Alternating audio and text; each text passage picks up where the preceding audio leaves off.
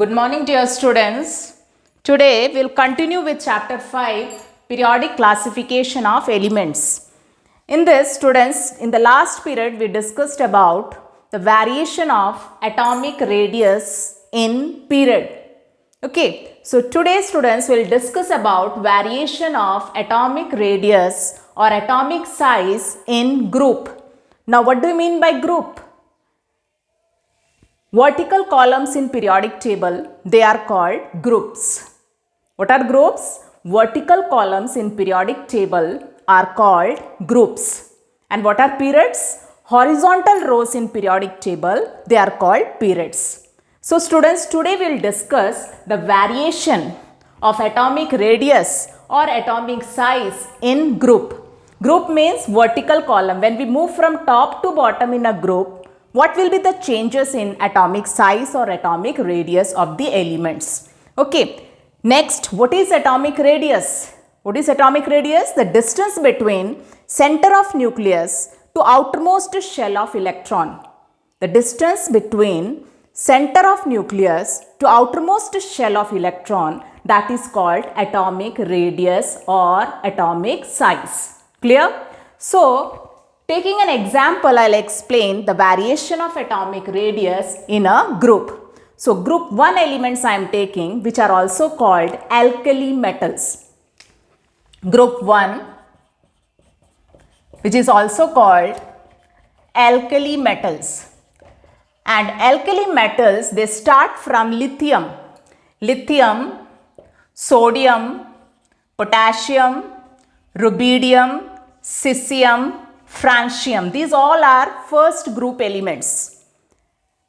Along with lithium, there is hydrogen also, but hydrogen is just placed in group 1 because it has the property of alkali metal and it also has the property of halogens. But it is placed in group 1 along with alkali metals because some of the property of hydrogen is similar to alkali metals. Okay, so what are alkali metals? Lithium, sodium, potassium, rubidium, cesium and francium. Lithium atomic number is 3. Sodium atomic number is 11, potassium atomic number is 19 and so on. Okay, now we will do the electronic configuration. Atomic number is equal to number of protons and as atom is neutral, number of proton is equal to number of electrons. Now we will distribute these 3 electrons in different shells, that will be the electronic configuration. 2, 1.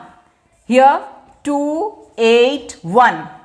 Here 2, 8, 8, 1. So what you find here? In the outermost shell, how many electrons are there? 1 electron. So all these elements belong to group 1 because the outermost shell contains how many electrons? 1. So they all belong to group 1. Clear? Now, lithium atomic number is 3 and atomic number is equal to number of protons. So, protons also 3 and where is protons present? In the nucleus. So, in the nucleus 3 protons are present. Then electrons are filled in 2 shells. So, you will make 2 shells and outermost how many electron? 1. Clear? Next come to sodium. Atomic number is 11 and atomic number is equal to number of protons. So, 11 protons in the nucleus. And how many shells? 1, 2, 3. 1, 2, 3 and outermost how many electron? 1. Next come to potassium. Atomic number is 19. So, atomic number is equal to number of protons. So, how many protons in the nucleus? 19. And how many shells electrons are filled? 1, 2, 3, 4. K, L, M, N. 4 shells. So, an outermost shell, 1 electron. So, what do you find here? As we move from top to bottom in a group, number of shell goes on increasing by 1. And when number of shell increases, the distance between center of nucleus to outermost shell of electron increases. So, size increases. So, what is the variation of atomic radius or atomic size in group? As we move from top to bottom in a group, atomic size or atomic radius increases. Why it increases? Because number of shells goes on increasing.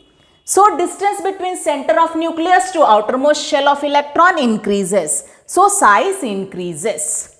But along with it, one more thing you can observe here. In the nucleus 3 protons, then 11 protons, then 19 protons. Means nuclear charge is also increasing as we move from top to bottom in a group. Nuclear charge also increases. And when nuclear charge increases, force of attraction between nucleus and electron in the outermost shell increases. So size should decrease. Two things happening here, students. When we move from top to bottom in a group, first, what is happening? Number of shell increases.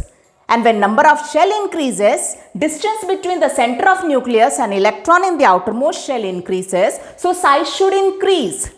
On the other hand, as we move from top to bottom in a group, nuclear charge also increases. And when nuclear charge increases, force of attraction between nucleus and electron in the outermost shell increases. So atomic size should decrease. But the decrease in size due to increased nuclear charge is much less than increase in size due to increase in number of shells. So ultimately, as we move from top to bottom in a group, atomic size or atomic radius increases. Clear?